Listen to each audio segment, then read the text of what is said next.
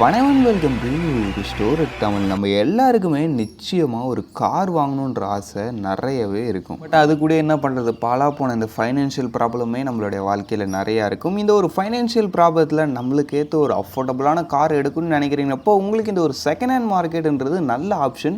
But ஆனால் அந்த இடத்துல உங்களுக்கு ஹெவி ரிஸ்க் இருக்குன்றதையும் நீங்கள் மனசில் வச்சுக்கணும். அதனால சரி எடுக்கிறோம், புது காரை நல்லா அஃபோர்டபுள் ப்ரைஸிங்கில் எடுக்கணும்னு நினைக்கிறீங்களா, உங்களுக்கான ஒரு சரியான வீடியோவில் தான் இருக்கீங்க. ஆமாங்க, இன்னைக்கு நம்முடைய டாப் 5 பெஸ்ட் மோஸ்ட் அஃபோர்டபுள் கார்ஸோடைய ஒரு லிஸ்டிங் வீடியோ தான் பார்க்க போகிறோம். வீடியோக்குள்ளே பார்த்து முன்னாடி சின்ன ஒரு ரெக்வஸ்ட் உங்களுக்கு தெரியும், அதுக்கு ரெட் கலர் சப்ஸ்கிரைப் பட்டனை ஒரு செகண்ட் ஸ்பெண்ட் பண்ணி ஒரு தட்டி விட்டிங்கன்னா எங்களுடைய ஒரு நாள் உழைப்புக்கு மிகப்பெரிய உதவியாக இருக்குங்க. ப்ளீஸ் இந்த சப்ஸ்கிரைப் பண்ண பாருங்கப்பா.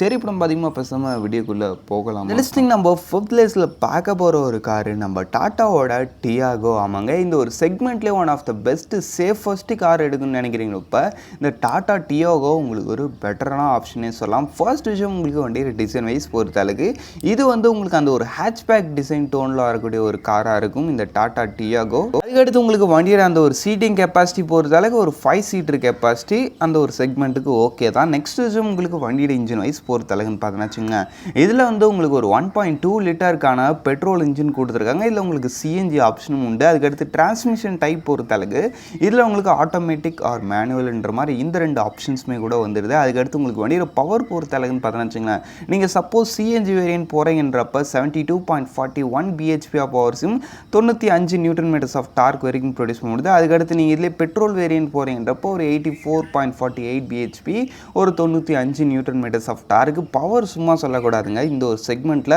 நல்ல ஒரு சூப்பரான ஒரு பவர் ஆஃபர் பண்ணுது இந்த ஒரு வெஹிக்கிள். பவர் ரியலி நல்லா இருக்குது இந்த ஒரு செக்மெண்ட்லேயே.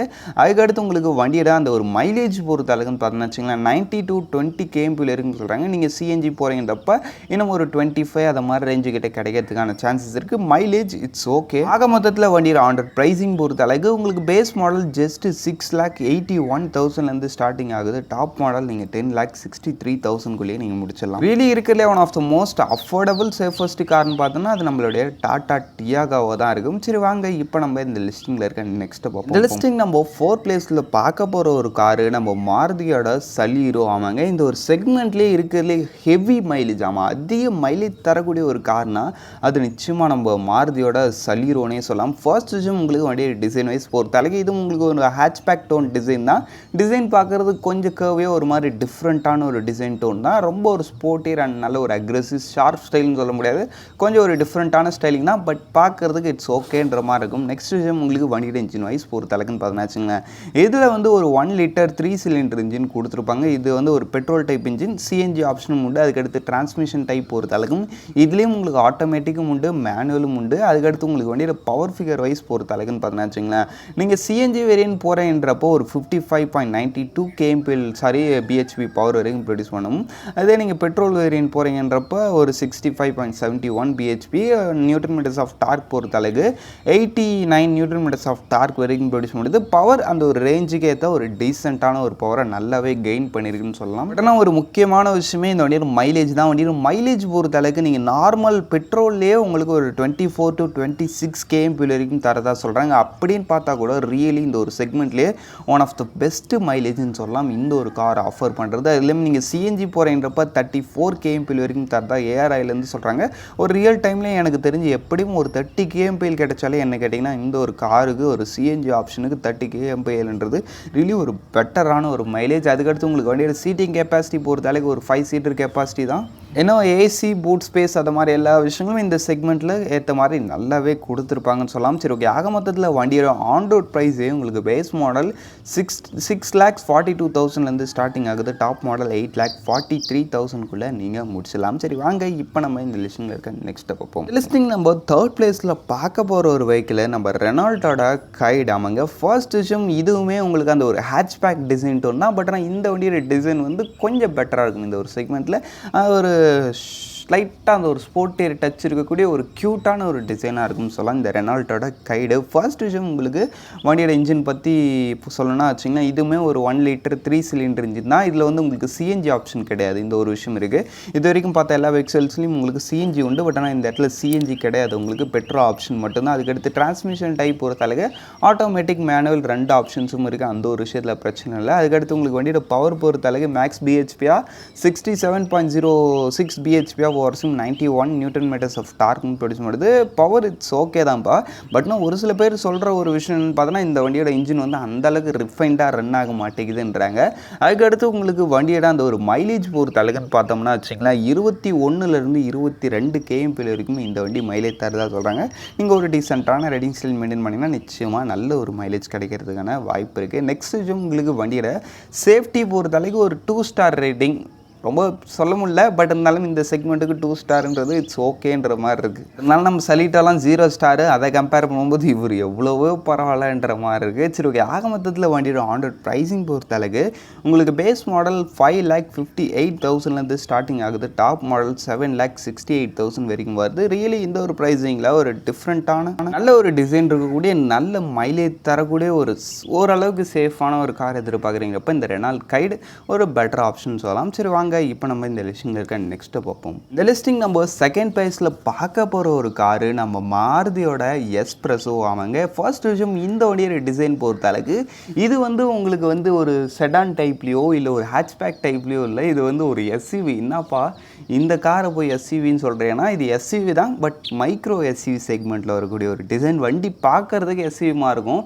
தூரத்துலேருந்து பார்த்தீங்கன்னா ஏதோ ஒரு பெரிய எஸ்யூவி நிற்குதுன்னு தோணும். கிட்ட போய் பார்த்தீங்கன்னா வண்டி குட்டியாக இருக்கும். அதான் மைக்ரோ எஸ்யூவி டிசைன். ஒரு மாதிரி பார்க்குறதுக்கு சும்மா சொல்லக்கூடாது, கொஞ்சம் நல்லா இருக்கிற மாதிரி தான் இருக்கும். நெக்ஸ்ட் விஷயம் உங்களுக்கு வண்டியோட அந்த ஒரு இன்ஜின் வைஸ் பொறுத்தளவுக்கு இதுலேயும் உங்களுக்கு ஒரு 1 லிட்டருக்கான ஒரு 3 சிலிண்டர் பெட்ரோல் இன்ஜின் தான் கொடுத்துருக்காங்க. இந்த இடத்துல உங்களுக்கு சிஎன்ஜி ஆப்ஷனும் உண்டு. அதுக்கடுத்து உங்களுக்கு வண்டியோட டிரான்ஸ்மிஷன் டைப் பொறுத்தளவுக்கு ஆட்டோமேட்டிக் ஆர் மேனுவல் இந்த ஒரு 2 ஆப்ஷன்ஸும் இருக்குதுன்றப்ப அந்த ஒரு விஷயத்துலையும் கவலை இல்லை. நெக்ஸ்ட் விஷயம் உங்களுக்கு வண்டியோட பவர் பொறுத்தளவுக்குன்னு பார்த்தீங்கன்னா வச்சுங்களேன் 55.92 பிஹெச்பி ஆஃப் பவர்ஸ் வந்து மினிமம் சிஎன்ஜியில் உங்களுக்கு கொடுக்கும். அதுக்கடுத்து அதிகபட்ச மேக்ஸ் பவர் வந்து 65.71 பிஹெச்பி வரைக்கும் ப்ரொடியூஸ் முடியும்னு சொல்கிறாங்க.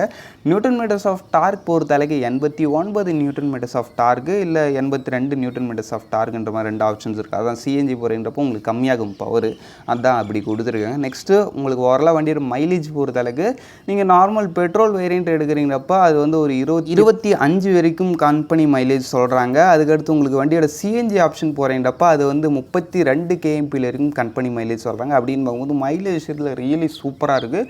பட் நம்மளுடைய டே டு டே லைஃப்பில் நம்ம சிட்டி ரஷ் அப்படி இப்படின்னு கொஞ்சம் ஓட்டும்போது மைலேஜ் கொஞ்சம் கம்மியாகும். அந்த ஒரு விஷயத்தை நீங்கள் மனசில் வச்சுக்கணும்.